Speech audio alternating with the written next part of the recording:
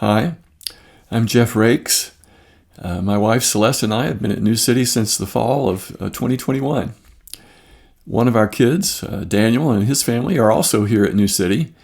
I'm a retired PCA pastor, and I'm currently serving as communications coordinator for the church and also with the database and web tech for the congregation.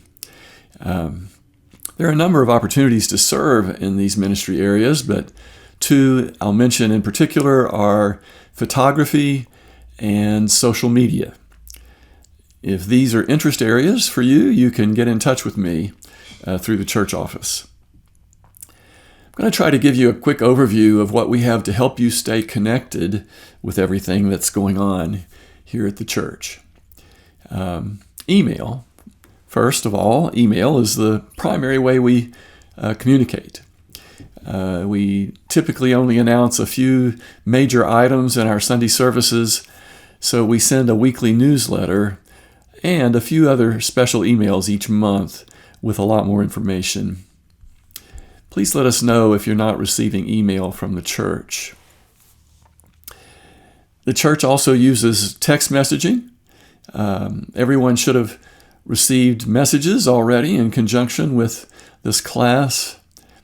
I would encourage you to look at a recent message from the church and add the number to your phone contacts.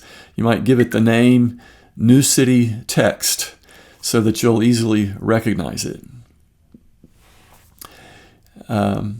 Email and text messaging are used sparingly for things that the leadership considers urgent or important. So you can opt out. You can reply stop to a text message or unsubscribe on the email, but we hope you won't. We believe that you'll find what we send to be valuable and will help you to better fully engage at New City. You've probably noticed that on Sunday morning we have a tradition of asking everyone each week to fill out a Connect card. And one of the reasons we do this is that in a church our size, we can't just look out and see or remember who's there each week. So the cards help the staff and elders to know who's present and to stay connected to those who have been absent for a while. Our other reason for the card tradition is that if a visitor sees everyone filling out a card, it makes it easier for them to also fill out the card.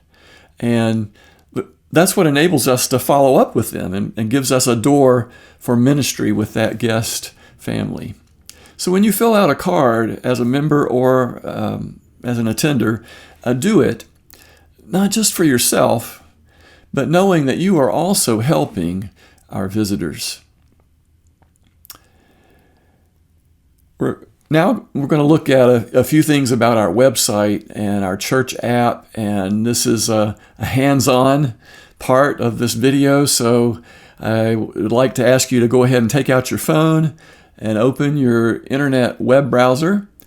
Get your phone out and open your internet web browser. And just a heads up, if you can't find everything that's covered in this video, it's possible that you are not yet listed as a regular attender at New City, and that we'll need to ask the office to update your status. Now, if I could ask everyone to go to newcityfellowship.com on your phones. I'll give you a few seconds to get there so that you'll be able to follow along.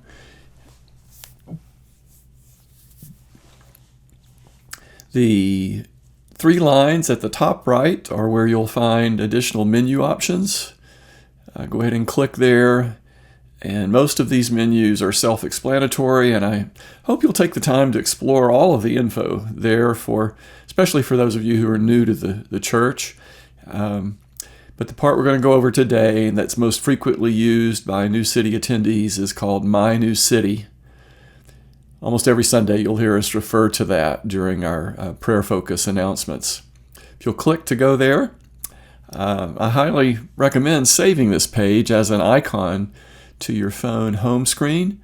It kind of turns My New City into an app that's right there easy to get to on your phone. If you're unsure how to do that, let me know. I can show you sometime. Again, this is the part of the website that you'll use most frequently. So let's walk through a little bit of what's there. At the top, you'll notice the news icon. Most of the things in the newsletter are also here on the news page on the website. Also, on My New City is a prayer button. The prayer page is where you can share requests and pray for the request of others. Most of the rest of the items on My New City are connected to what is called Church Center. And while you can use all of these items on a computer or phone just from a regular web browser, for best experience on a phone or tablet, we recommend downloading our app, this app called Church Center. And once you've downloaded it and connected it to New City Fellowship, then whenever you click on a connected link on the church website at My New City, it will take you directly into the Church Center app. If you haven't downloaded it, it's going to go to a web page version of Church Center, so you probably won't be able to tell the difference. It works either way, but Church Center is fully integrated with our website in such a way that most of the time you won't even notice that you've moved into it. The web browser version and the app version for mobile devices are very similar, so for time's sake, we're just going to take a look at the mobile app.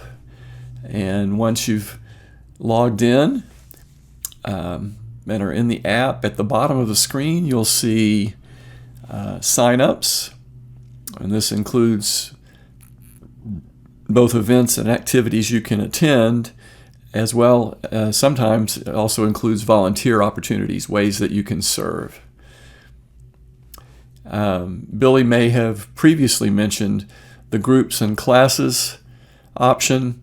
You can request to be part of a group or class, or if you're in a group, some groups use additional features here. You'll also see a giving link there at the bottom of Church Center, and this giving is also available from the main church website menus. And you'll see a link back to My New City on the main website, and also notice that there's a More button, and this will include things like the Connect card that we ask you to complete each week in the worship service, as well as some other options to viewing the live stream or old service recordings. The biggest benefit of being logged in is that it pre-fills your name and contact information on most sign-up forms. It'll pre-fill it on the Connect card on Sunday, or when you use online giving. Not only for giving, it's not only your contact information, but any saved payment information. So that makes giving online super fast and easy to use, really at any time of week, or even in the middle of the service. A case where it's okay to be using your phone in church. If you're logged in, you can also go to your profile, which is an icon at the top right of the app, and there you'll find a My Schedule section. If there are events that you've registered for, or maybe a ministry rotation where you volunteered to serve. You can also find a My Groups section if you've joined a small group. And here is also where you can access your giving history and statements. Something I didn't mention earlier on the My New City page, we're going to go back to that now, is our church directory. And the reason I didn't mention it is because it's not actually a part of Church Center. It's provided through a separate company called Adjace, like in the word adjacent. You don't really need to remember that name. The important thing for you to know is that it requires a separate login. It's a different account from Church Center. If you have an email address on file with the church, that would be your username, but you'll need to create a password specifically for the directory. So the first time you go to the directory login page, you'll want to click on Sign Up to create your account. Once you're in the directory, in the upper right corner, you can access your profile and update the directory info for you and your family, or you can hide information you don't want to be visible in the directory. We prefer that you not delete information unless it's incorrect, but instead use the hide feature. The hide option will keep things from showing, but allows the office to still have that information in the main database. For birthday, you enter the full date of birth, but it never shows the year publicly.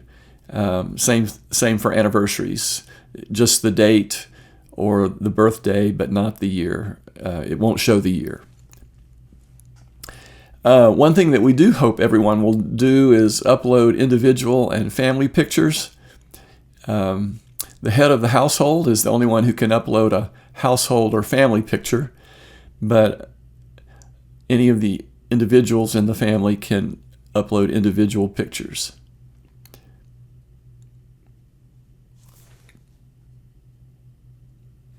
One final directory tip: the name search is spell sensitive. So if you're uncertain how to spell the first or last name, just enter the part that you're sure of.